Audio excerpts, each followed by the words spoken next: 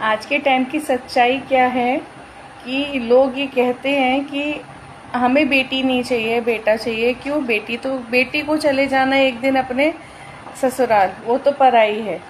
बेटा ही साथ निभाता है, बेटा ही बुढ़ापे तक साथ रहता है। लेकिन आज के टाइम की सच्चाई कुछ और ही है। आज के टाइम बच्चे अपना फ्यूचर बनाने के लिए दूसरे शहर चले जाते हैं। अगर वो छोटे शहरों से हैं तो वो दूसरे शहर चले जाते हैं अपना फ्यूचर बनाने के लिए। तो माँ बाप तो अकेले फिर भी हो गए ना, चाहे बेटा हो चाहे बेटी हो। उससे रिलेटेड ना एक सच्ची घटना मेरे साथ जो हुई थी ना, मैं उसको बताती हूँ आपको, उसे मैं शेयर करना चाहती हूँ।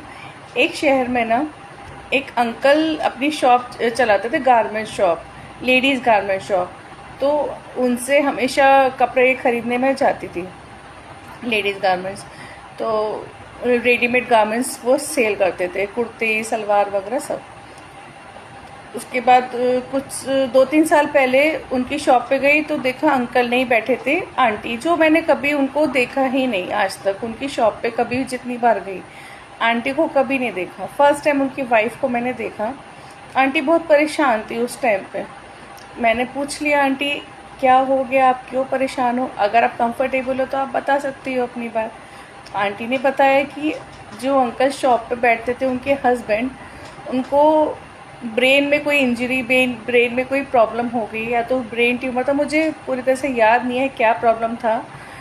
तो बहुत सीरियस प्रॉब्लम थी, बहुत सीरियस कंडीशन में थी। तो वो हॉस्पिटल में एडमिट थे। हॉस्पिटल था शहर से एकदम आउटर में और उनकी शॉप थी शहर के अंदर। तो उनको इतनी दूर जाना पड़ता था शाम को, रात में। शॉप पूरी बंद, पूरे दिन भर शॉप पे बैठती थी, शॉप पे सेल करती थी। उसके बाद रात में जाती थी अंकल के पास। उनका एक ही बेटा गुड़गांव में जॉब कर रहा है, एमएनसी में। उसके बाद एक बेटा आया अंकल के पास, 1-2 हफ्ते अपने पापा के पास रहा, जॉब कर, वो पापा की सेवा करी। लेकिन उसके बाद जॉब तो कॉलिंग होती है ना, जॉब की कॉलिंग होती है, तो जॉब के लिए अपना वापस उसको जाना पड़ा अपने पेरेंट्स को छोड़ के। तो आंटी ने अकेले मैनेज करा अपनी शॉप भी, अंकल को भी। हॉस्पिटल में रात में अंकल के पास रहती थी।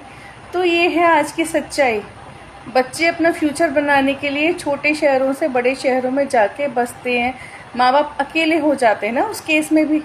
तो जो माँ बाप ये कहते हैं ना कि बेटियां के होने के बाद भी हम अकेले हो जाएंगे, बेटे हमारा सहारा बनते हैं, तो बेटे आज के टाइम पे नहीं सहारा बन पाते हैं ना, मजबूर हैं वो भी बेचारे।